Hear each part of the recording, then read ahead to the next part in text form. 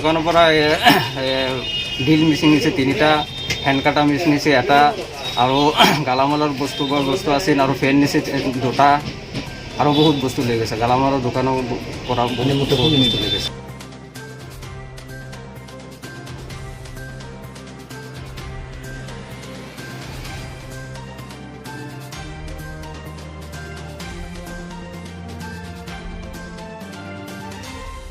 Paper আহাৰ 9টা বজাত নৈৰাবাৰী মই গম পালোঁ যে এনেকুৱা চুৰি এটা হৈছে। চুৰি হোৱাৰ পিছত পুলিচ চাই মই আহিছোঁ।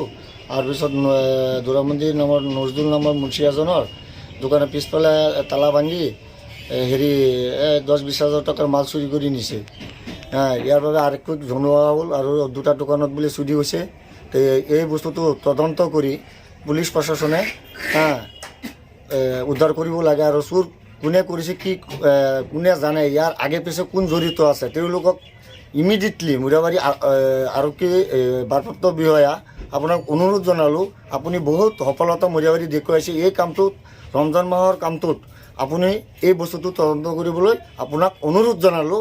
আৰু আমাৰ BDB যিজন আছে, যিমান BDB নৈৰাবাৰী আছে, তেখেতক প্ৰত্যেক দোকানে পইচা দিয়ে। তেখেতে কি কৰে, তেখেতে কি তেওঁলোকৰ কিবা গোপন বুজাবুজি আছে নেকি? যদি আছে তেওঁলোকক আমাৰ সব দোকান বজাৰ কমিটিয়ে তেওঁলোকক সোধক। নহ'লে বিধি পাতি থাকোঁতে নৈৰাবাৰী বজাৰত কেনেকৈ চুৰি হয় ৰমজান মাহত?